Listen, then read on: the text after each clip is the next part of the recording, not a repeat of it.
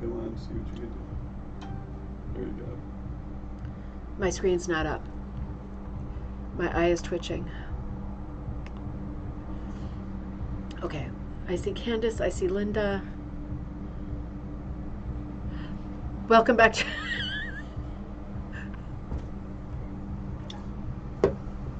Welcome back to Ribbon Candy Hooking. I'm Deanna.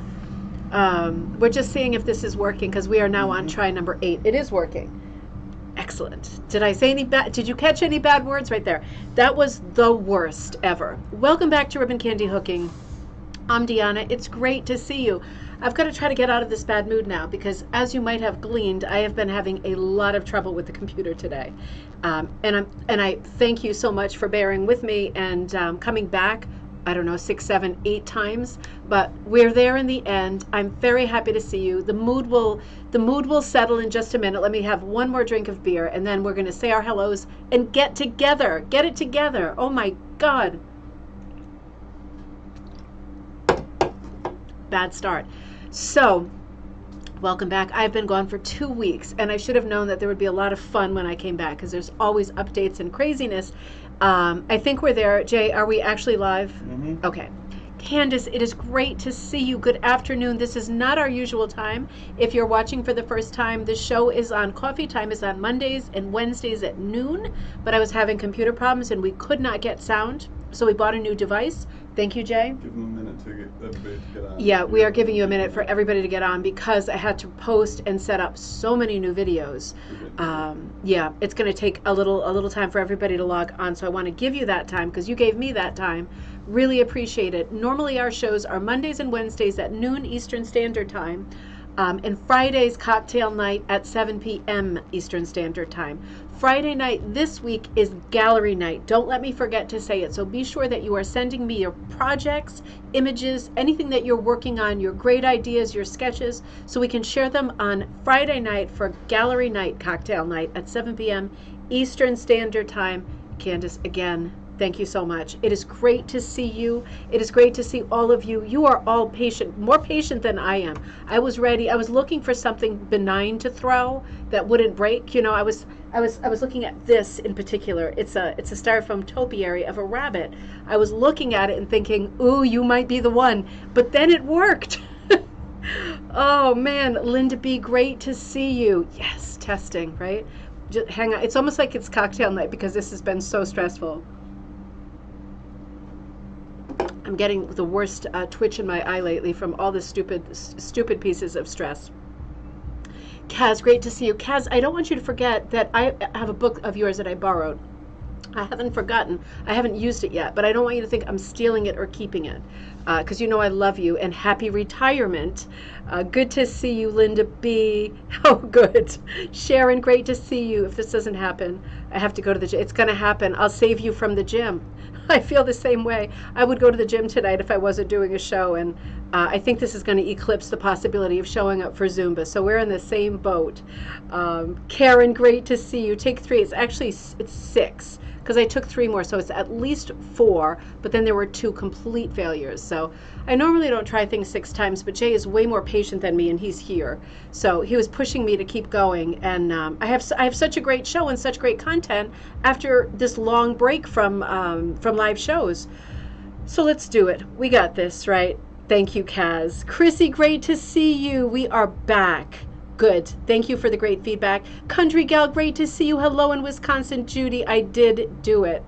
Did I do that? I did do it. Thank you. The thing is, I don't know what I did, right? I don't know why it didn't work in the first place. I don't know why it didn't work the next 4 or 5 times, but then it did work. So I don't know. I hope it doesn't happen again. That's an awful philosophy. Oh, thank you so much for the welcome home. Lynn, great to see you. Hello in Tucson. Melanie, hello in sunny Western Washington. It is great to see you all. I'm feeling better.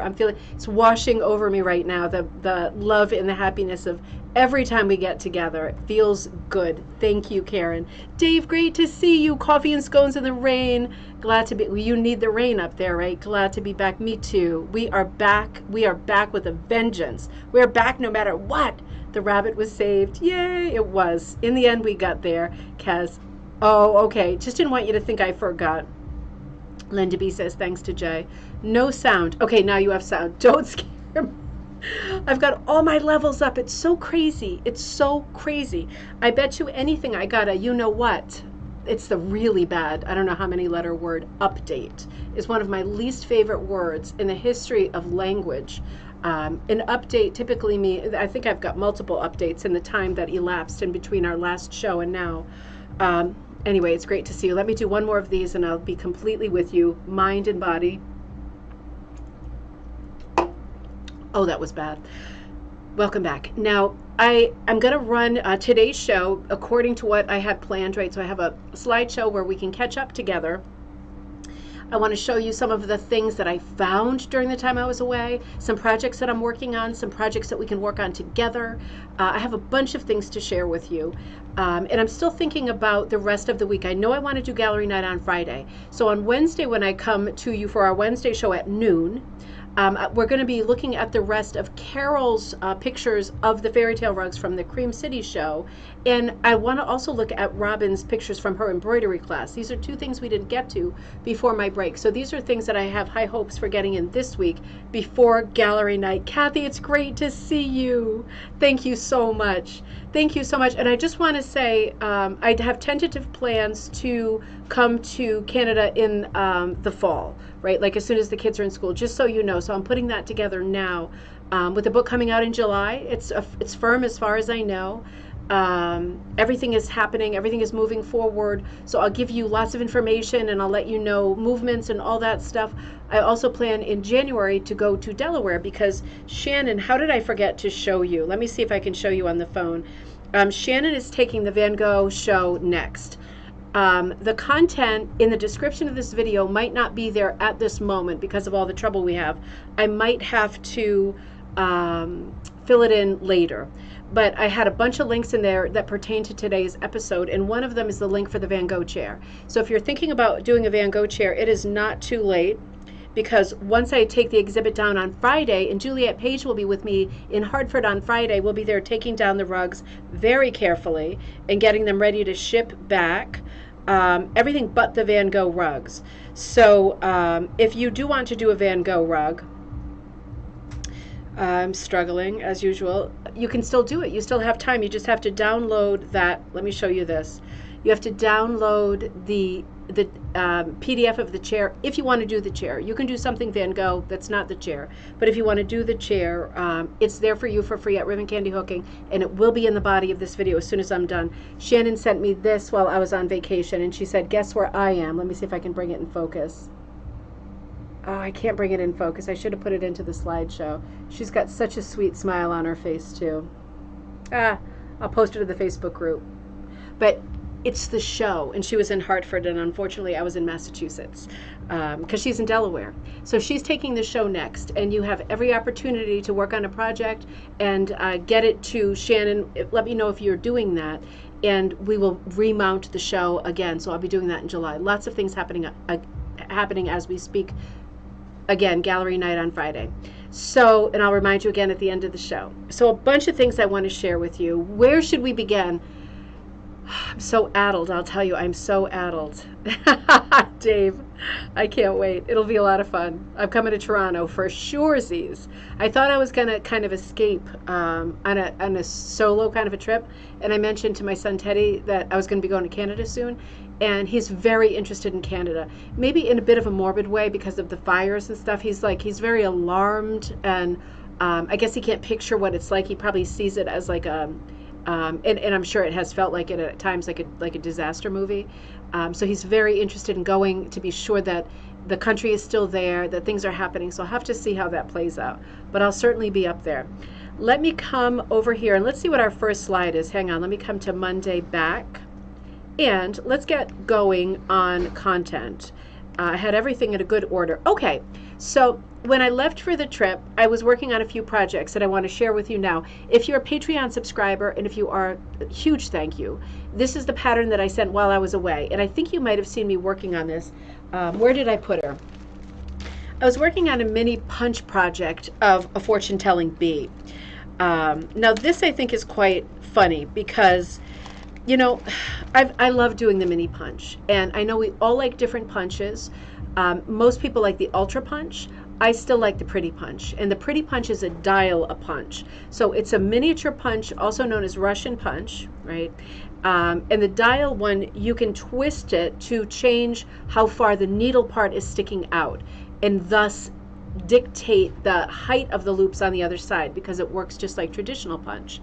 So I got going on this fortune telling bee, and I'm going to show you, I'll show you a closer up, but I started working on her, and I sent this pattern as a free pattern to Patreon members as a blank, right? So it looks just like this, and the idea was to go to a Chinese restaurant, get some food, get your fortune cookie, crack it open, and here's your fortune. So it doesn't have to be like that. You could put a more thoughtful and less random fortune out there. I put love is waiting in an unexpected place, right? Because I've had that fortune in the past and I love it. So that's the text that I put. You're always welcome to use the same text, but maybe you did go out for some Chinese food and maybe you cracked open that fortune cookie and maybe it said something absolutely crazy and you want to put that on your fortune telling bee. That's kind of the idea. So I did go out for Chinese food while we were on the Cape, and we went to the Double Dragon in Orleans, and that's always where we go. I wish I had the fortune with me. It's somewhere in my purse. I'm not going to dig for it, but it basically said something like, today is filled with work. Do not stop for that roadside flower. I think that's pretty much what it said. Horrible English, right? It doesn't make much sense. But I think that fortune was telling me way at the beginning of my vacation to not stop and smell the roses. I mean, doesn't that sound like what it is? Do not stop for that roadside flower. And I was like, uh-oh, this isn't good. Finally taking a vacation, and I get this miserable fortune. There are worst fortunes for sure. Anyway, I didn't put that one onto the bee, although I thought about ripping out these letters and changing it because it's such an odd fortune, and it's so me because I am a bit of a workaholic with this, you know, not when I was like a legal assistant or a waitress or whatever, but with this I'm a workaholic. But what a weird fortune to get. It made me feel like I shouldn't have been on vacation at all, right? But anyway, this pattern went out, and if you've got it and you're working on it, let me know because I will love following your progress. Now, I want to share with you the struggles that I had with this while I was on vacation, because you might want to get into mini punch, and I hope that you do. This is a to be continued, so this is a watch this space. I was working on this, and of course mini punch works the same way as traditional punch, and you work from the back, right? And the loops are on the other side. So I started filling it out like this. You can see I pulled out a lot of, and it's so fast, right? I could do this much in a couple of hours or less, easily, even with the distractions of children. So I outlined in this tomato red color. If you are familiar with dial-a-punch, I was dialing to the letter B, which it goes A, B, C, D. So it's the D is the tallest height, and A is the lowest height, meaning pile of loops. I wish I would have done it in an A. I'm working on the current project in an A, just because with this particular craft, you're going to see what I mean. The lower the pile, the clearer it is.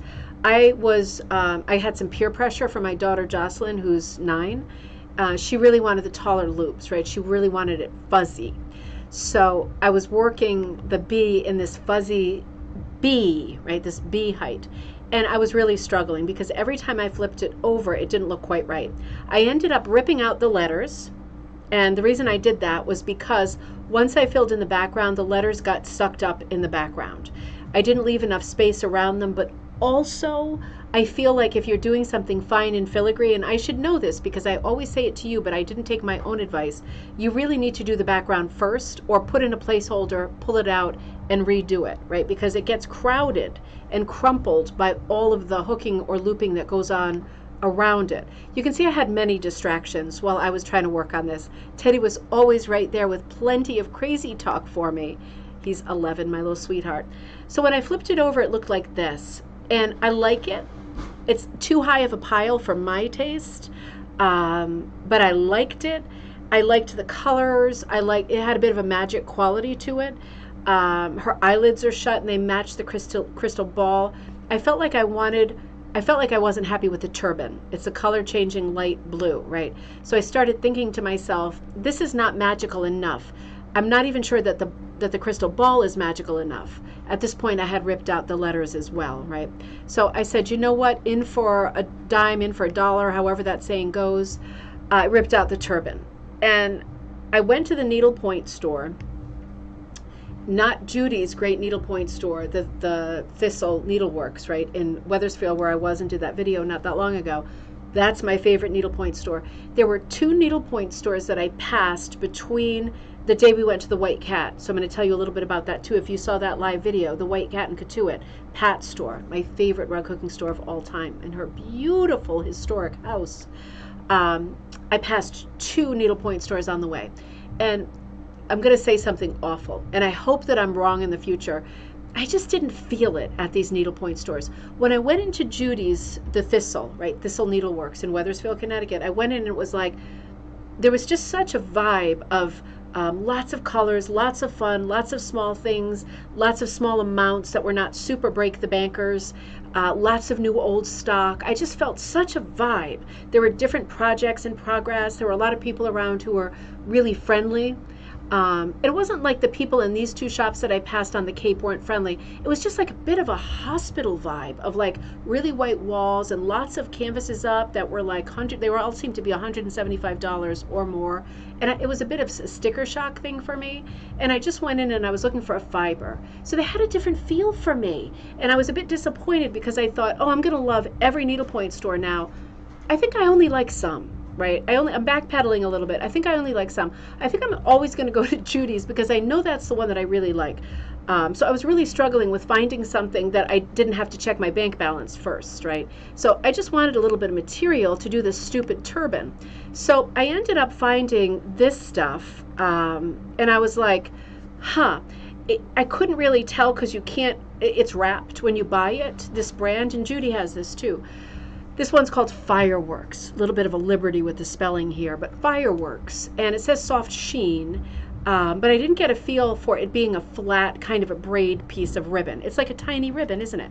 And I thought, this is never going to go through the pretty punch. This is going to be a world-class wind-up. I bought several because I felt intimidated by the amount of money around me in the store. So I bought several, and I thought, this is going to be a complete waste of time, isn't it? Well, no. Look at that. That's the tip of my pretty punch. It went right through. It does, Judy. It looks like opal. It works like a charm. It was unbelievably successful punching this stuff. And, you know, I don't know. This is me punching it from the working side, and I'm filling it up rather quickly. And this is a close-up of the fortune-telling bee. And you can see it's punching a treat. It really is. It's looking really, really, really, it's just the way I wanted it to look. And this is it from the correct side. Now, you see how all the kind of tomato red outlining, all these little loops, looks a bit abstracty and messy. This is because of the higher pile, right? I should not have been pressured by just, thanks, Kathy. I do love it. I do love it. But it looks almost, it has a sketch quality to it, right? Like a lot of kind of crosshatchy lines happening. And that's because of the higher pile. When you punch at a lower pile with the mini punch, you get absolute clarity. Right, so you can do a lot more detail. But this was only B out of A, B, C, D, and I thought it's not going to be that wild. But once I got going and I got a lot done, there's no way on earth I'm going to change it, right? Homie does not want to play that game. So I kept going, and I have to say I do like it. It does have a bit of a scratchy board, blackboard feel to it. You know, the black boards that you scratch and colors come up from behind. Has a bit of a quality of that to it. But I love the super shiny Fireworks fiber that I plugged into the turban. And with one of the other ones I get, I might add to the crystal ball and to her eyelids. I'll have to see how crazy I can go. I just want to point out that everything else in this picture that you're seeing, the tomato yarn is lace weight yarn, right? So it's not needlepoint yarn and it's not floss. It's lace weight yarn from a knitting store. So that's super, super tiny gauge. Punches beautifully. You could even double it. I didn't, right? I just kept it as one strand because I wanted to outline with it. All of the other fiber that you're seeing is sock weight yarn from a knitting store. So like fancy brands. I can't remember what, because I get a lot of them also on Ravelry. But I was really happy with the way that the sock weight was punching, with the miniature punch. It fit through that pretty punch. It went through very full, each loop very full and fat. It filled in quickly. When you pull it out, it is amazing how the weaver's cloth, which is the backing for this craft, maintains, right? It never, knocking on everything, it never rips, it never does any naughties. It's just amazing, because I ripped out a lot with this project. It wasn't like I was in a complete rage. I was just a bit dissatisfied for some time. Dave says, I've been practicing with my needle punch, addictive, yet there is a mild learning curve. There totally is a mild learning curve. So I want to talk more about that. I'll move on for this moment, but I do want to talk more about that because I love the mini punch. I love it because you could easily do a project in a day. Quite a big project at that. Like this could be a 2-day project. If you're just sitting doing it and your kids aren't bothering you the way that mine are, particularly on vacation, not that I don't love it, you could easily do this in a day, right? This is a matter of a few hours of work. And it has a lot of detail, right? So the thing with this, and I'm going to mention this in case you do end up doing some punching, I cut it to this size, and then because it fit on my little frame, and then I wanted it to be bigger. And I wanted to punch to the edges because I wanted to add the text, and I wasn't initially planning that. So right before I left for the trip, I was super lazy, and I was just looking for scrap material, and I had linen and super open weave, right, typical linen for rug hooking. And I sewed it on the sewing machine to the edge with a zigzag, and I thought it was pretty secure. But because this is like, you know, you could wrap yourself in this and like tie it to the front of a truck and pull it, and it's not going to rip. Don't do that. Don't do that. But this is indestructible, right? This is like that commercial with the hard hat and the beam and the construction guy hanging from this is this kind of indestructible. So it didn't work. So I had it like really stretched out over my small frame, and the linen was popping on all 4 sides immediately. Of course it was, because it's a super loose weave. What was I thinking? But I got this done, and I didn't want to mess with it on the frame because I knew as soon as I did it would be like the last thread just breaks and the thing isn't on the frame anymore, which is what happened like at the very last moment. So I do need to finish it up, but I am going to stitch like monk's cloth or just any kind of cotton around the edge so I can work it right to the edges. So that's a work in progress. So that's a thing to think about, right? Getting it cut to be the right size in the first place. I'm also going to say, let's just do this for now, and I'm going to come back to this later. But if you are doing mini punch, sock yarn is great, flosses are great, but be careful if you're using both a sock weight yarn and a lace yarn, because the lace yarn, which is the tomato 1 strand, really falls into the background because it can't compete with the thicker sock yarn, right? Sock yarn is normally considered quite thin, a thin, narrow gauge, but with this kind of project, when you're up against lace, the lace has no chance, and the lace weight gets really crowded and beat down. So very poor English, sorry about that, but it's something to think about your weights. And always with miniature punch, always do your backgrounds first, right? Outlining and then backgrounds. And another thing to think about is when you're doing this craft, mini punch, Russian punch, you can think, I might pull it out and redo it if I change my mind. You can, and 75% of the time you're fine just pulling out large amounts of space, but it is hard to pull out because if you have, in the course of doing it, crossed over some of your little tails here and there just to get them out of your way, you're going to keep hitting areas where you can't pull it out anymore. And it does take way longer to pull out of this weaver's cloth, such a tight weave, such a tight backing fabric, than it does our traditional rug hooking backings. So that's something to think about. Do your backgrounds first, and do not cross over, right? Just leave your ends very, very low. They will never come out. If you try to pull them out, they're not coming out. Like you have to pull them with tweezers, scissors, you know, they're not coming out. They're never coming out. So you have to be really careful, because you end up, when you make a mistake, cutting it from both sides to get those pieces out if you completely change your mind. So in that regard, this craft is a little bit less forgiving than rug hooking, because pulling it out is tricky, right? You don't want to do that. You want to be pretty confident about what you're doing. But the pluses are, it's a fun, fast craft. It goes so fast, it's unbelievable. More tips and tricks on that in just a minute, because I started 2 more projects with the mini punch that are so worthwhile and super fun. So on one of the last days, and I recorded a video, let me just wet my whistle here. We went to Katuitt. This is my daughter Jocelyn, my son Teddy. We went to Katuitt to Pat's shop, White Cat Wool. Oh God, I love it so much. She does lots of repair. She does lots of everything. We recorded an hour-long video in there. I brought with, just love it. I brought with me, oh, Dawn, great to see you. Oh God, am I late, Dawn? You're not late at all. I've been having a disastrous late day. I brought with me Tisket Tasket, which is the project I was working on for a while leading up to the Cape, and I finished this much on the Cape. So this was kind of a reaction to the Paul Klee class that I put up, the Designing Like Paul Klee. So much of that class revolved around interpretation of the color wheel. Very fun conversation, remarkably creative and thoughtful conversation. You sometimes think of the color wheel as kind of a dry subject. Not at all.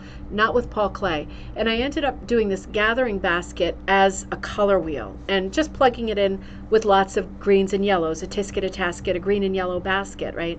And then I put in all these flowers, and I had a very limited color palette. It was basically pinks, corals, yellows, and you can see I used a little bit of green in the stems and in the one flower on the top right.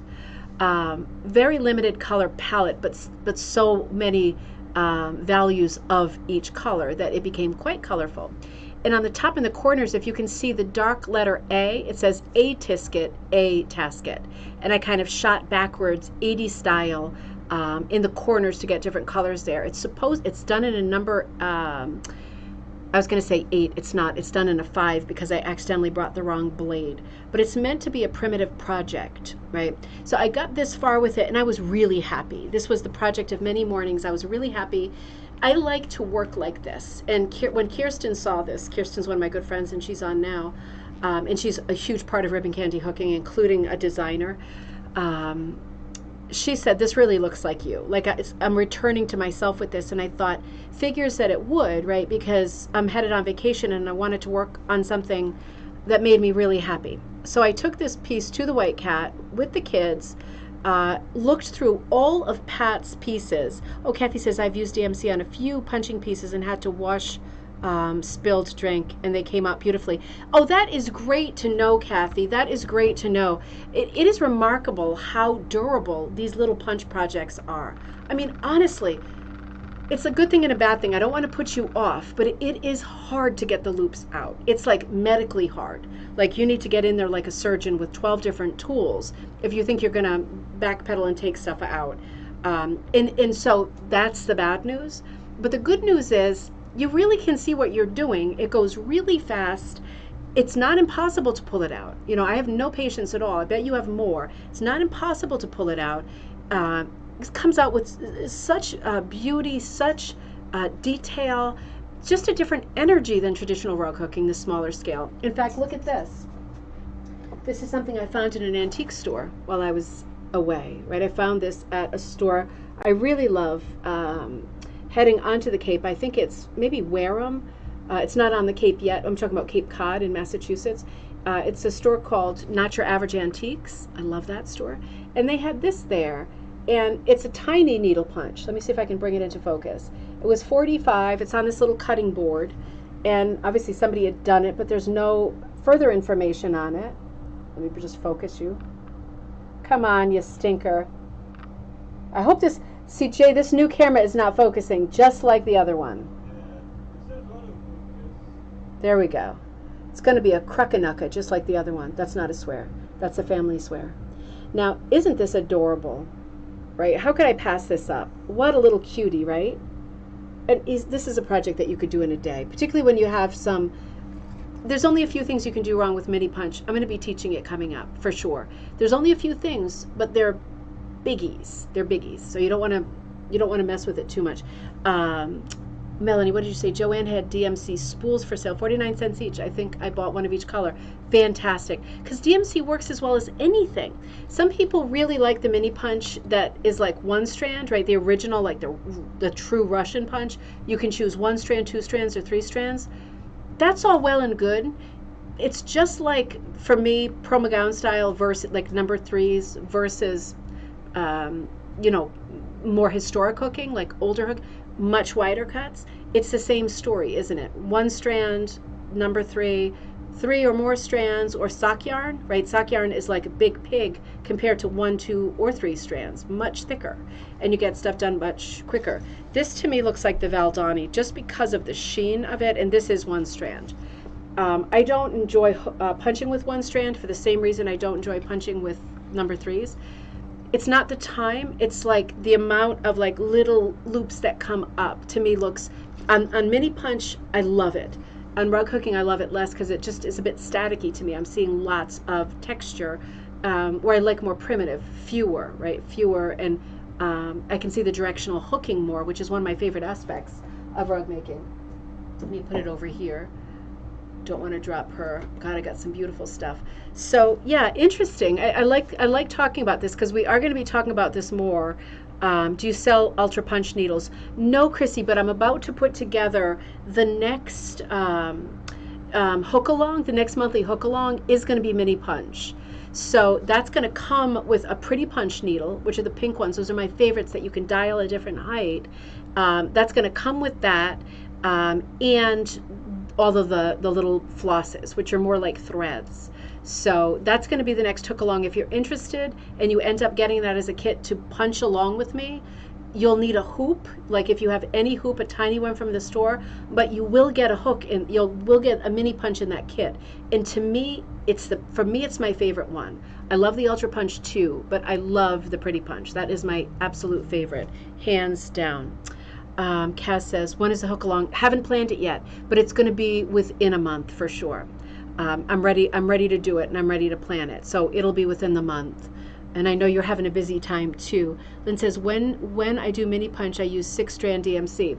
There you go. You get it done a lot faster, right? I mean, it just comes together faster. It's just a question of look. I like the way all of it looks, and I'm sure that's a 1-strand Valdani, and I still love the way that looks. That's why I bought it.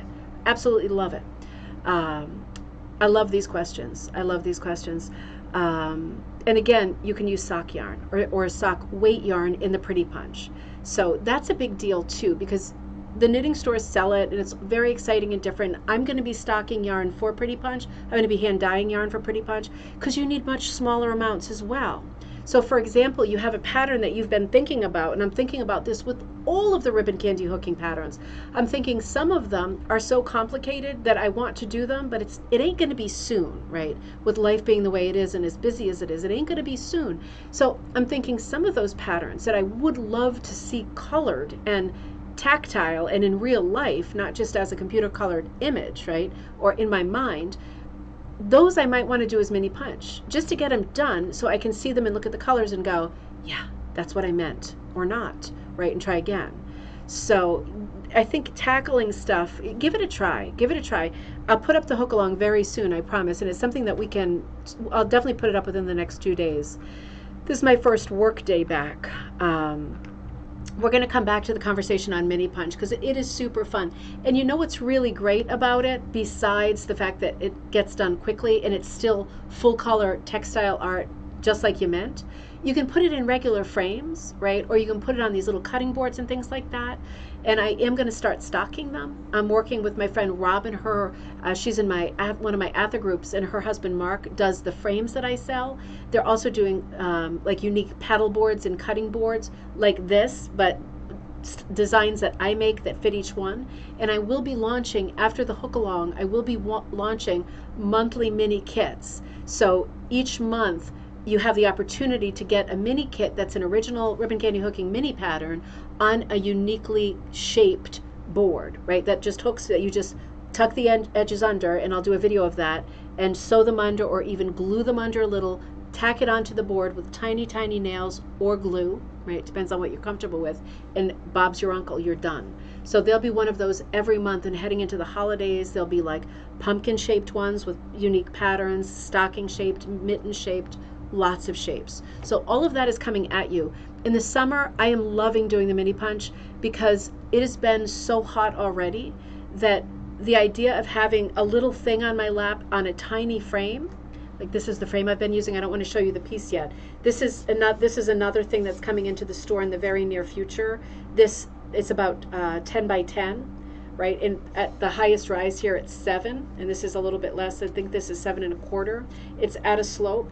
I put this on my lap. It's such a small thing, and with all my little punches and all my little amounts, when I'm hot, I can still really enjoy myself and not feel like I'm being smothered by a blanket. You know, it's a mental thing, but this has been a lot of fun right now. Judy, good to see you. Do you have to use a mercerized cotton, or can it be a matte finish? Absolutely, it can definitely be a matte finish. It can definitely be. So I'm trying to think of an example. The Valdani is more of a matte finish, but you know that. The DMC is not. That one's very glossy. Some of the I want to show you another one, but not quite yet. Some of the sock yarns I used for the first one are not shiny at all. I don't know if you can see this, but this antique black in here, it's probably a really bad example.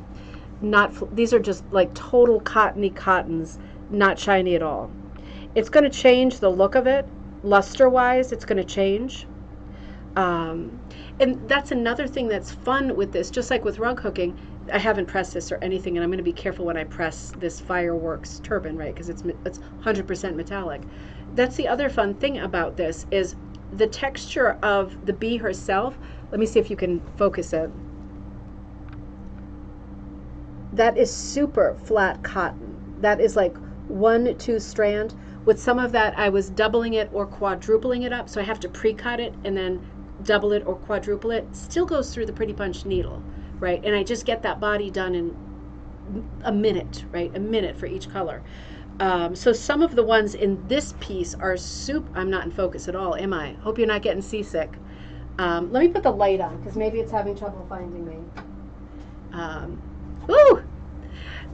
So this is all different kinds of lusters, right? So yes, the answer is absolutely, it doesn't have to be shiny at all. This reminds me so much of needlepoint too, doesn't it? I just looked at this because this is something I found at one of the flea markets while I was there. It's a needlepoint, and it's a Victorian needlepoint. Beautiful little thing, right? This is, if you've done needlepoint, this is super time consuming. A pattern like this, or if you have some old needlepoint cross stitch pattern books and you're like, I didn't get to half of these projects or any of these projects, I'd really like to do them. Can you translate those patterns onto weaver's cloth and punch them instead? Because in terms of the way that it looks, it's quite similar. The scale of it is quite similar, but this is going to take you some good old time, right? This is going to take you quite a lot of time, and you want to stitch it well so you don't get that diagonal pull to it. Whereas with the punch, you're going to get that done in a day or two. Even something this size would be, I think, a few days. So, for example, in terms of hours, this bee probably, she's about 10 by 10, just under, maybe 9 by 9 by 9, because she fit on that frame. This probably in hours, minus the pullouts, of which there were many, probably took about, I want to say 5 hours. I don't even think 6, just fast. So something to think about, because I love stuff like this, and this is obviously quite old. I love the color changing that is happening in there, that on that branch and everything, and they lost the color here, so they put in a much darker color. I love all this business, but you know, you can also do stuff like this that looks antique, like somebody ran out of color. You can do that with the mini punch too, and you can get your piece looking quite old, right? So interesting to think about, really interesting. And Lynn says, I love doing Russian punch needle on denim jackets. That's another great point, because it doesn't have to be on the weaver's cloth. Anything that you can mini punch and the loops stay in there, you're golden. There's a lot of things that you can punch, just like with traditional punch, not like with rug hooking. You really need a woven with rug hooking, but with traditional and mini punch, yeah, you punch into it and you're good. It's right through it. And people constantly saying, isn't it going to fall out? it's never good. You're not going to be able to get it out. Forget about falling out. You're not going to be able to get it out. So, yeah. So that's another to be continued. I'm returning to the conversation about being at the White Cat, which was so much fun in Katuitt, Massachusetts. This is my daughter, Jocelyn. When I went in there, if you watch this live video, you know what a stubborn little pig I can be sometimes. I really wanted a purple background. And I know I have been to school for art 4 times at a college level. You know, I understand how colors work, but it doesn't mean that I'm always going to follow all of the rules. Sometimes I care more about having my favorite colors in the piece than I care about having the piece have like the optimal impact or the most contrast or the best use of DLDB, dark light, dull bright, right? Sometimes I care more that I love the feel of it because it has all my favorite colors in it. And this is the case with this piece because I went in there and I knew perfectly well that if I used black or white, it would be best. And I knew that, but I also knew I wasn't going to. So this piece, a Tisket Tasket, is in the Ribbon Candy Hooking store. I'm not sure if it's sent to it yet, but you are able to get it as a kit in, or you will be by tonight. I think it's up there now, in wool strips or yarn. And you can choose either the purple background that I ended up choosing or black or white. So you don't have to go bonkers like I did. But this is my daughter Jocelyn trying to help me kind of talk me off the ledge with colors. And she pulled out a bunch. She's so confident. That's what I love. I love that about her. Oh, Colleen, great to see you. Yeah, you have to go with the colors that you like. You can be as correct as you want, but absolutely beware people on Facebook, right, whether they're your friends or not, who say to you, oh, this color's a little bit wrong, it doesn't have enough contrast. That don't let those conversations enter your consciousness, because at the end of the day, it has to be exactly the way that you like it.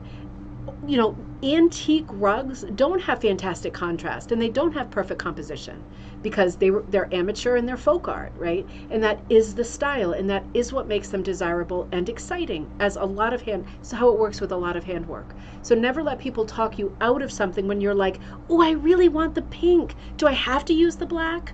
Right? Because there's a lot of teachers and there's a lot of people with the best intentions that will say you have to use the black, otherwise it's not going to pop.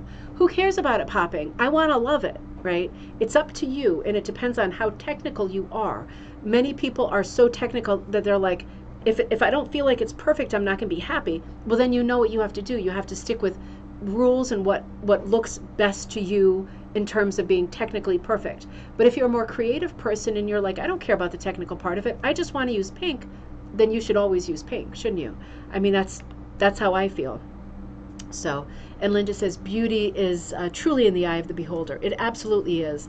Cher and I also agonize over color choices. I really do. I really do. Because I always have a gut instinct, and in this case it was purple. And then once I start overthinking it, I'm like, what about Kelly green? Right? I knew I wasn't going to do black or white. I knew I was going to completely break the rules and kind of dumb down the impact of the piece because I want to like it, because I spend a lot of time on this and this is a lot of material. So as soon as I got in there, it was like, could I get away with coral even though there's a lot of coral? What do you think about Kelly green even though all the stems are green and the basket is half green? So Jocelyn was trying to help me be sensible, and she's just such a little sprite. She's in there and she's trying to get me to go for more of a blue. And you know, and I understood why she wanted me to go for the blue, because it's like a sky behind the basket and it's more literal. And yeah, but I don't usually go literal either. And it's not because I want to be different or special. It's because I like it when things are wacky, right? That's my personality and that's what I like to look at.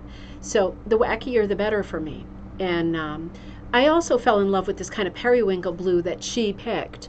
And she couldn't really choose between either of them either. We were agonizing forever. So we said to Mojo the cat, Mojo, you pick. And Jocelyn put down a little catnip toy that we ended up buying for our cat, Pitter Pat. And Mojo walked right between both of them. Not much help, Mojo, right in between both colors. So in the end, I picked the purple. And I'm very happy with it. I'm hooking it now. Oh, it's right here. I haven't gotten very far. I'm hooking this on burlap, right? I'm naughty all around. Most people don't like using burlap. I still like using burlap. So you can see the purple is kind of being filled in around the edges there. It is a very cool purple. It's a headed toward blue purple. It is not a red violet purple, right? It's definitely more of a periwinkle. You can see, does it have incredible impact? No. But you know what? To me, it's magical. It looks magical with the purple background. With the blue background, it looked very literal. It wasn't what I was going for. This is a really big piece, by the way.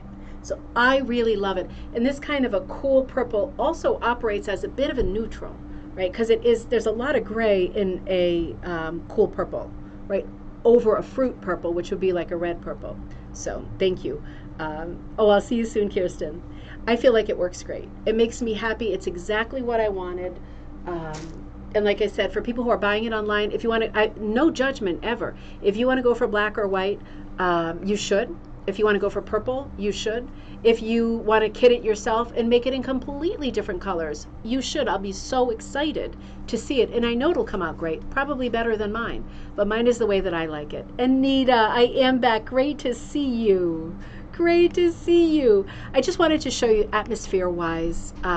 We've been renting the same cottage on the Cape for, since before I was born. We've been on this lake in Chatham. It's called White Pond. And it's one of the biggest ponds on the Cape. But this is the view out the window.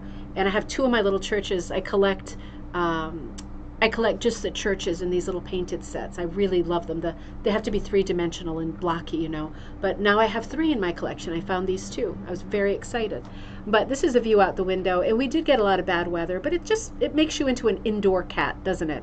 And nothing wrong with that. And Jay came to see us for part of the second week. So he's there in the boat with Jocelyn out back. They go fishing together, which is a lot of fun. I saw a lot of moments like this on my trip, as I'm sure you are or have on your vacation or are about to. I hope you're taking a nice vacation this year too. I saw a bunch of moments like this that I just thought, I've really got to put these into compositions sooner rather than later. Just so sort of evocative, right? So romantic. We're at this point in... we just stopped to get lobster rolls and stuff, and I got Wendy's for the kids. And we're sitting by the windmill at the Orleans Rotary, if you know the Cape. And there's a little picnic table down at water level behind the windmill. And back there are some trails, and they turned out to be very thorny. So we lost our nerve and headed back. But for this one moment, she walked down this path with her little shoes and her little pink shirt, and her hair was kind of flying in the wind, and the water in the distance, the bay, that's Pleasant Bay. Super pleasant, super beautiful. I just thought, oh God, that's a gorgeous composition. Just the essence of a little girl in the summer, right? Nice sunny day, blue water, summery green grass, little pink t-shirt, wind and breeze, teasing at her hair. Absolutely. And then there's moments like this, right? That it's like, who is this child? Trying to play mini golf, and she's like up on the top of the thing, and when it's her turn, and I'm screaming to her, come on, come on, come on, and she's like singing or something up there. So there's these moments too, right? It all is part and parcel. Now, I got going on my second project the last day. As soon as I hit the last day, because it's such a long vacation, and I love the Cape so much, and I miss living there. I graduated high school on the Cape. I get in such a funk, such like a blue kind of a mood, and I got so Peter Hunt, right? Peter Hunt is a Provincetown artist. I just read his biography. He's featured in the Design Like book that will be coming out. This is the one I'm writing for Rug Cooking Magazine, the second book. Truce, great to see you. Oh, thank you so much. Thank you so much. Are you writing from the Netherlands or Belgium? I'm just wondering. I get in such a bad mood that I was thinking, let me do one more project and let it be a big Peter Hunter, right? Because Peter Hunt was like a real folk artist. If you don't know him, you'll read about him in Shannon, right, who I'm sending the work to in Delaware. She executed the Design Like Peter Hunt design, right? So I can't show that yet, but it's absolutely beautiful. He did a lot of early toll painting, and he was an interesting person, right? He was because he wasn't really called Peter Hunt. He was called Frederick, something like Schneidel or Schneidel Hopper, or something like it was really an extreme name that could be problematic if you're trying to be very, very chic, right? That wasn't a slur. I'm just saying he was looking for something a little more catchy. So he made up Peter Hunt like at the spur of a moment, and he invented himself completely, right? Because he came from New Jersey, but he pretended that he was like a lord, like a titled land kind of lord, land holding lord, like from Europe. And Yeah, he squeaked by his whole life with lots of fictions, but he wanted to be more elegant than he actually was, and he had a hard, very poverty-stricken life. But he started working on batiks. He went to art school, and that he paid for himself, and he started making batik fabrics. And Helena Rubinstein, the makeup maven, right? Elizabeth Arden's great arch rival, noticed very early in his career, noticed these batiks and called him into her office. And obviously you've made it at that point. And he became a great personal friend of hers. And she allowed him to stay at her house in Provincetown, which was quite large, right? It wasn't a cottage. When she wasn't there, which was pretty much all the time because she was about to be divorced and she was hiding out so that the paperwork couldn't find her. So he stayed in her house and he made contacts and he made a great living, and he started toll painting. And very specific style that he toll painted in. This is a class that I have coming up. That last day I got really sucked in because I'd gone to an antiques. Oh, Lorraine, great to see you. Nederlands. Oh, I don't know that area. I was born in Scheveningen, and I lived in outside Haarlem and in the center of Amsterdam in the neighborhood called the Pipe.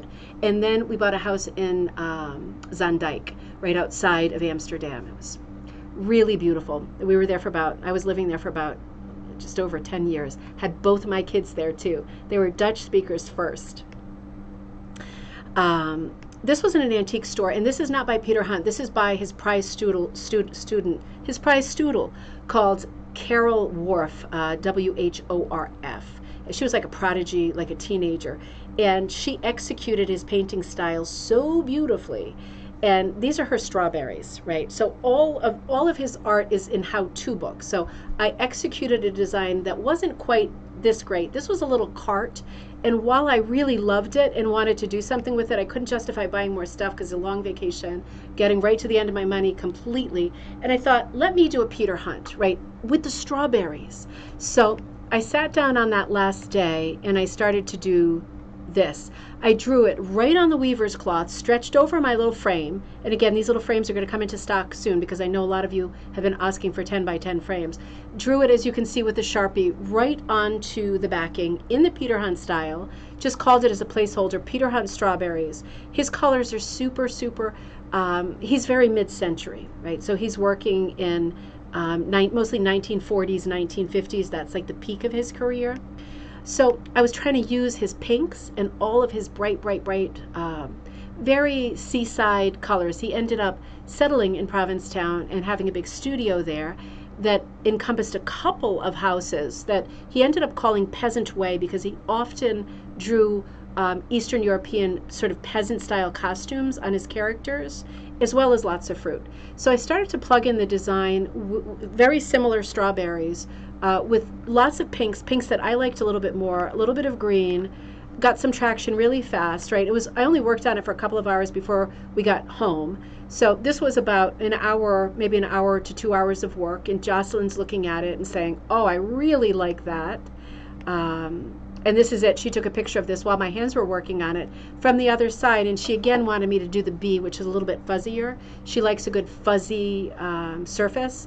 Now, and I just want to add, back to the mini punch conversation,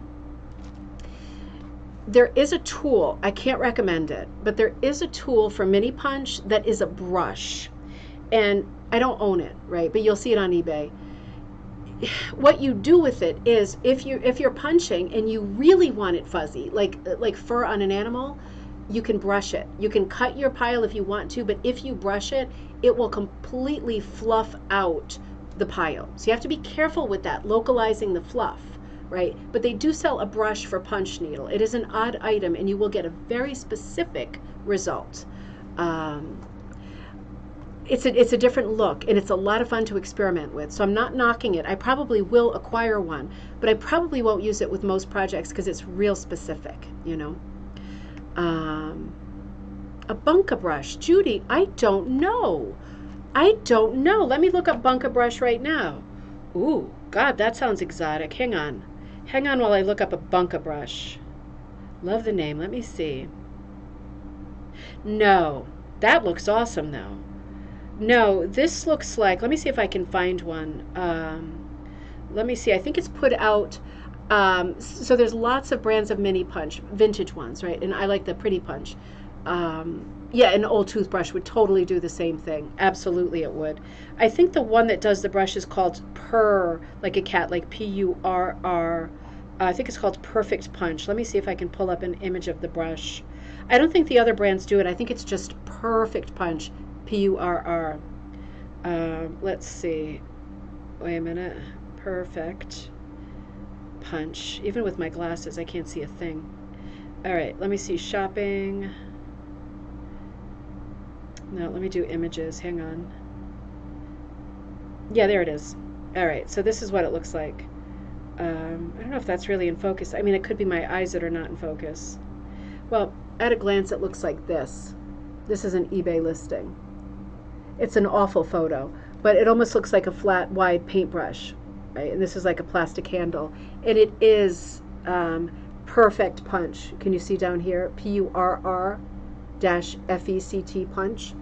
So you know, with a lot of the mixed punch that I'm seeing, traditional punch, it would work for that too. But Judy's right. Toothbrush also works fine, right? You can get so tripped up with all of the junk it's not all junk, obviously, but there's lots of things for sale that you don't really need. And Judy says, if you want something thin, try a boo-boo stick. I'm going to look that up after the show. I think I need a boo-boo stick for a lot of my life. That sounds really fun. Dawn, do the teeth of it look like a dog brush? No, not at all. It looks like a bristle brush, like a toothbrush, but long and flat. See if I can get a better image of this thing. It's amazing how many implements came out when this was popular. I'm sorry that it ever stopped being popular, because we are back to mini punch, but these vintage ones, yeah, they're all really bad photos. But if that was Shannon. Hey, Shannon.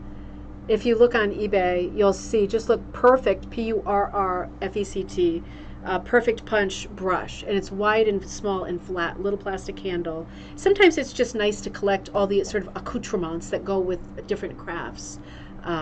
So yeah, something to think about. So yeah, so you could also do that if you want to go full blast with the fluff. And I didn't with these projects. I might in the future, but Jocelyn was just really blown away with this project. And this is it finished, right? So let me see if I can get it to you closer. I'll probably frame it. And this is my Peter Hunt strawberries. And you see they have little pips. It's a very country look, right? Because his stuff was very folk arty. But again, it wasn't 1980s folk arty, which I also love. It was 1940s folk arty. And this is super in his style. The strawberry is the same kind of design. He did lots of hearts. You see the lots of little paisleys and stuff in the background I did in different colors? He didn't really do that. He did the little splashes, just one stroke with the brush that looked like a little teardrop, but I did them in other colors because I wanted them in other colors. He didn't often do really bright colors like my dark purple bowl and the bright purple interior. Thanks, Linda. I really love this piece. I know it's not for everyone, but I love it. And it's got a nice even pile, a little bit of height because it's the bee. Right, and I have not trimmed the surface of it yet. You see the little tail sticking up. I'm going to take my flat scissors, my bent scissors, to tidy that up. The working side looks pretty much the same. Little more, just like with traditional punch, little more crisp, right? So, and then the finished side. But I'm absolutely loving that. So I'll think about what I want to do with that project. This also fit, this about 9 by 9, that fit on my 10 by 10 frame. And all in all, I think this probably took the same kind of time, maybe 5-6 hours tops. I did a lot of pulling out with this one, and you know why? Because I didn't do the background first. Not good. I did the background first on the bowl, and then I put in, it's actually 2 different colors of blue that make these wavy lines. I haven't clipped it yet. 2 different shades of blue, like a sky blue and a wedgewood. They kept getting lost, right? Because I tend to pack with everything, pack my loops. They got a little bit lost, and then I tried pulling it out, and there was no way that was going to happen because they were in there so tight, and I had crossed, right? Golden rule to not cross. With this craft, I cross a lot because the threads are so thin. But if you do cross, you're not going to get the thread out again if you change your mind like I did. Correction, it is a boo-boo brush. Okay, so spelling different. Boo-boo brush, not boo-boo stick. Okay. That's great. I'm going to have to look that up. Do you sell those at the store, Judy? I feel another popping back over. So anyway, this is the way this came out. And you can see the pile looks like this, right? So it's not super high pile at all. It's a little bit of a fluffy pile. I'm going to put together a sample thing that shows A, B, C, and D. So I finished that, well, I was working on it last night, and I almost had to cry myself to sleep because I tried to pull out the wavy lines and I wasn't happy with them, and I couldn't pull them out because I'd crossed so much in the back. And then I realized that I had for the top of one of the strawberries, for the green part, the dial must have moved, right? It doesn't move on its own. I must have done it by accident, or I have a lot of them around me because I keep several threaded, so I don't have to keep threading them if I know I'm going to return to the color. Anyway, I took the wrong one, and one of the caps was a different height. Total fool's mistake, right? So I had to try to pull the cap out, and that was a nightmare. It took tweezers, it took tiny scissors, 2 pairs of tiny scissors. Finally got it out, and I had to repunch that early. I woke up early this morning to do this because I was that upset about it. But as soon as I finished that, I was like a cat coming out of the litter box, right? I'm like scratching like this, like done, I'm done. And I put this onto another, right? This is another like less than 9 by 9, and this is the next one I'm doing, right? So this is the one I'm working on now. I don't know if you can tell. You probably can't. Let me try this way. You probably can't on the picture, but this is an A. And you'll see as it evolves more, it's a very low pile. And I've got 2 shades of gray going. It's a very low pile. So that's a to be continued. That is going to be a lot of fun to work. And I'm going to work on that if I get some free time tonight. I have a little bit of dyeing to do. Let me show you a couple more things, and then I will log off. This is one of the things I got at Pat's store, the White Cat, and I really love this. I think if you watched the video, you saw me looking at these. There's some of her 3-dimensional hooked works, right? And I had to get the Purple Mermaid. Her favorite color is purple as well. These are her tags. But you see she's got tons of beautiful Prati in there and beautiful hooking. This is the backing, right? So yes, you can hook into any woven. This is a woven. It doesn't have to be rug warp, monk's cloth, linen, or burlap. I mean, it can be, but it doesn't have to be. It can be a woven that's colored like this. If you're hooking or doing Prati into it and it's working, you're good. So I absolutely love this. This mermaid, I have to think of a name for her, is going to have a place of prestige somewhere in one of these studio rooms. And let me show you one of the rugs I got that I put on the Facebook group. My sister wanted to give to me for Christmas because it was a big runner, so which I had no business buying. So it was very nice that she wanted to do that. So I won't show you that one because I forgot to give it to her. It's right on the floor, but I'm not supposed to actually look at it. So we'll have to wait on that. But if you see the pictures on Facebook that I posted while I was away, this is super fragile right here. You can see that one. Now this one, hang on, I got it upside down. Nope, I got it right side up. This has got a lot of damage, but I hope you can see why I had to have this. I mean, is this gorgeous or what? Super old rug on burlap. It needs a lot of care. Let me just try, yikes. Right, you see, I mean, I don't recognize this pattern at all, but I absolutely love it. I hope you can see that okay. Let me bring it in a little bit closer. The fish, right? It's very, it's not faded. It's just in really bad shape. And just to let you know, I think this was 40. And I walked away from it about 10 times because I was thinking I do not need another project. This is the wrong side. So you can see it's not that different. The color is really, really good. That's the fish. And it's dated. Hold on a second. I don't want to hold it too much. I am going to figure out how to fix it and mount it because for me this is a worthy I think that's 1952. It could be 1932, but I think it's 1952. Style-wise, it looks more mid-century to me too. Obviously a working rug. Are you going to reproduce the piece with the fish? I'm going to double check that I cannot find it anywhere and that I am going to reproduce it because I absolutely love it. Absolutely love it. Oh, baby, shut up, honey. I love you, but shut your little hole. Yeah, I would like to. I just want to be sure it's okay. I think this is 1952. Doesn't that look like that to you? It is a very fairy tale fish. It is absolutely gorgeous. And there's some black and white tweed in there. Plate, not place. Yeah. Oh, I knew. Yeah, I just love this. I just love this. CPH. Thinking about who that could be. I know a lot about hookers on Cape Cod. I love the colors too. Super fragile. I'll hold it in the middle. I'll hold it like this one more time. 'Cause, I mean, how could you pass on that, right? How could you pass on that? Just these giant rips. And I said to the guy, "Oh man," not that I was trying to beat him down too much, um, but I said, "Man, this is a lot of work." And I said, I have a rug cooking business, and I know I'm the right person for it, right? That's the thing. I know I'm the right person for it, but can I handle another project like this? I really can't. But I thought, I have got to get it. I have got to get it. It's also quite monochromatic too, right? There's mostly greens, a touch of kind of a neutral beige, a touch of black, and a touch of brown, which are neutrals. So it is a very monochromatic rug. Love that one.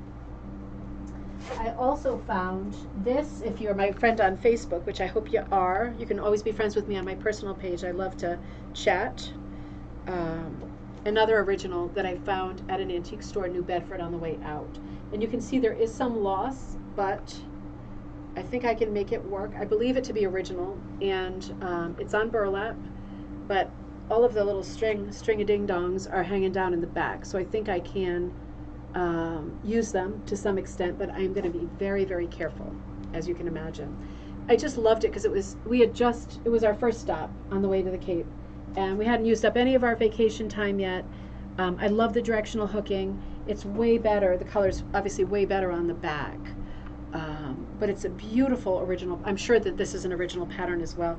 I don't really buy patterns that aren't original at this point because I have hundreds of rugs. So at a certain point, it's like, why, But if it's a really special piece, I feel differently. I found this at an antique store, a thrift store, for $10. It's a beautiful footstool with a geometric on top, right? Who doesn't need this? So I thought, there's no way I'm leaving this. It's a bit roughed up, but pretty newer paint. But this looks like a bit of an older piece. Maybe not. It's probably I would say 80s. It's definitely been used, but it's not a hot mess. I thought that was really pretty.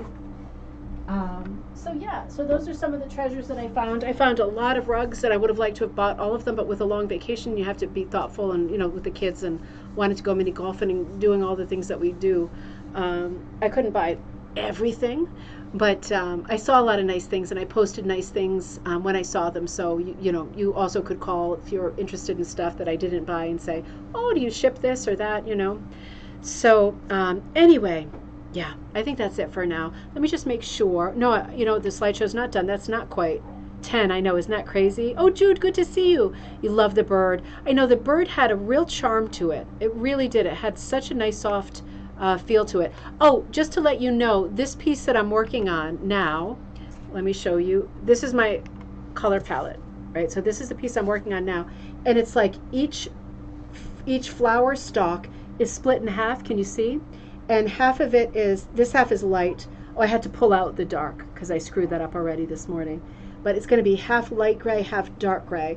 And then the flowers are half and half, right? So it's going to be split color-wise. You'll see what I mean as I get working on it. Bluebird of Happiness, exactly. Oh, I love that. I love that. This is the color palette for the piece that I'm working on. This is the color carousel that Robin's husband, Mark, makes, right? So this is something else I'm going to be stocking, and it turns. So this is really handy because I can put my threader on there. I can put my scissors on there. Incredibly, these scissors don't cut, so I have to get rid of these. They look so cute. I bought them at a quilt store, but they don't even cut a thread, right? So, I mean, that kind of defeats the purpose. Tarnishes the word scissors, right? It's just so stupid. But you can see I have these in twos. So if you start at the top left, it's like those two greens go together, a dark and a light, then dark and light, dark and light. This is really early morning light, like 6 a.m., but they're a shade off of each other. So this is the color palette that's going to plug in the piece I'm working on now. You're going to see it as I go. This is another piece I'm working on. If you're friends with me on Facebook, you saw this. Sarah, what's her name, Pfeffinger or something like that, really crazy name. I had been looking for this stone, and we found it in Sandwich, Massachusetts, right, at the old burial ground on Grove Street. So she's there, and I'm working on a design of this because I'm going to be mini punching this myself. This will be available as a mini punch, and rug hooking design in the very near future. Something else that's coming up in the very near future, the next Design Like class, Designing Like Henri Rousseau. Are you signed up for the next Design Like class, where we sit together for 2 hours and look at the work and life of a specific artist? This month, Henri Rousseau. And if you're thinking, I don't really like his style, think again. He is one of the greatest artists of all time, in my opinion, and really the earliest really legit naive painter, right? So he really brings folk art to a different place, to galleries and museums. So, for example, this is a self-portrait of he himself, and then he does stuff like this that maybe is more recognizable, Rousseau. Lots of jungle stuff, very lush, very summery, right? So great designs are going to come out of this class for you to punch yourself in the style of Henri Rousseau. And you see the tiger right in the parting of the ferns down at the bottom. Lots of stuff, like a tropical bird right above it. There's lots of tropical birds in the composition. Hard to catch them all. Another self-portrait of him, right? Exotic cat peeking out, playing the guitar on the back of a tiger. If you think you know Henri Rousseau, just think about it, or think again, take another look. He does a lot of stuff like this that is such a great style for rug making in any form, right? Very flat, very folk art. There is still a tiger in this piece. You can go with or without a tiger, depending on your feelings about exotic animals in your compositions. If you can't relate, you can do a great composition like that, right? Or like this. He does a lot of portraiture, right? Many little people, very flat, very folky, very naive, right? So this is, I'm just flashing through some of his work so you can get a feel for what he's like, and hopefully sign up for the class. I would love to have you there. It's going to be a lot of exercises. He does a lot of portraiture like this too. These are 2 portraits. You don't always associate him with very flat folk art portraits. Looks very early American, totally Rousseau in style, right? He's not American, he's French. Beautiful portraits of women, children. So we're going to be looking at a lot of this kind of stuff. Smoking man with cat, right? How interesting is this? So, and another smoking man in a chair. Very lush, very jungly. I thought it was a good choice for summer. Then we get a lot of landscapes like this. I don't think that we think about him like this at all, right? Public parks and public scenes like this. Very Syrah, but with a lot more detail and much flatter, right? So this is going to translate perfectly to what we do as rug makers. These are all Rousseaus. So I just love them. I can think of 100 composition exercises and games for us to play already. Beautiful portraits like this, right? With oversized figures. This is one of the hallmarks of folk art. Things being outsized, oversized, right? Look at how small the cat is. Unless that is like a pygmy kitten. I don't know if I'm supposed to say that word anymore. I never know. But she's oversized, right? I don't know if I'm supposed to say that either. So the class looks like this on ribbon candy hooking. Because of our trouble with technology today, it might be hard to find it because it's not in the body of this video at the moment, but it will be soon. So this is what the tag looks like for it. It's Designing Like Rousseau, and that is on ribbon candy hooking. And I also put out a color and composition class, right? So a lot of you have been asking, can you do a class that's just on color and basic composition for people that don't design at all or are just approaching for the first time? This is for you. This is where all my years of art school are going to come in really handy, because while I'm really trained, right, as like a fine artist, studio artist, graphic artist, I don't really work in a fine style. If you know me and you know my stuff, I don't. I like it, I absorb it, I process it, and I go ahead and work in my own style. And the end game for me is to get you to do the same thing in the same order, right? Understand the rules, and then, like Picasso said, then break the rules, so that you're deliberately and thoughtfully breaking the rules to find your own style. So both of those classes are up right now, the Designing Like Rousseau and the color and composition. Color and composition is a 3-hour class, and we will take a break in the middle. So the first half of the class we were talking about color schemes, right? Monochromatic colors, the color wheel, analogous colors, right? Monet, like different artists who use different colors. Van Gogh, him using colors that are absolute opposites, right? So we'll talk about the technical aspects of the color wheel, but then we'll talk about more sort of Paul Klee style inventive use of the color wheel, and you interpreting your favorite colors and what they mean to you into your pieces, right? Forcing them in there, a square peg, circle hole, and making them work in a harmonious way.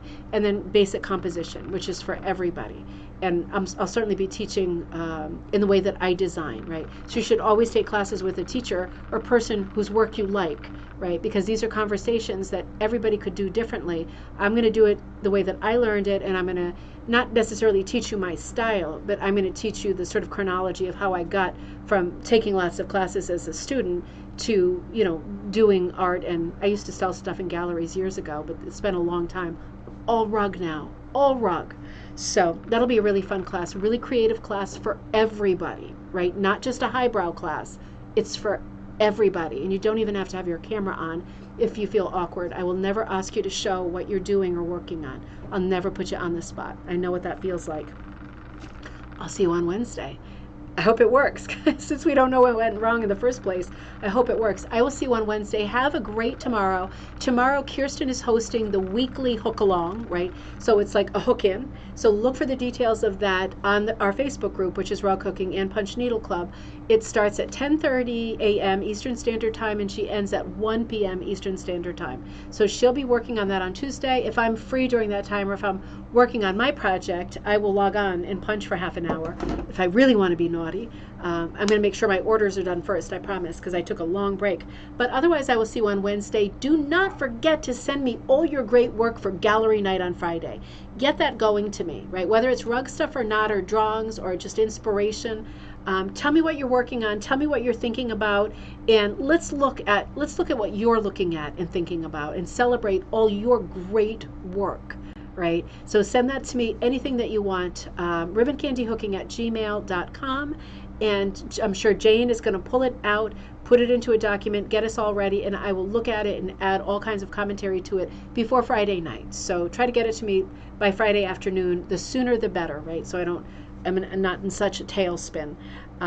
Great. I'm glad it worked in the end. It was very fun in the end. I'm going to keep going with this mini punch project. I'm going to finish a couple orders. I'm going to get going with the mini punch project, and I'll let you know how that goes. And I will definitely look forward to seeing you on Wednesday, where we pick up on the Cream City Rug Show, the fairy tale rug show that Carol Pillow sent, I'm sorry, I always say Pillow, and she's like, it's just Pilot, sent all the great photos of. So we'll do that together on Wednesday at noon Eastern Standard Time. If you want to reach me again, send your images to ribboncandyhooking@gmail.com, and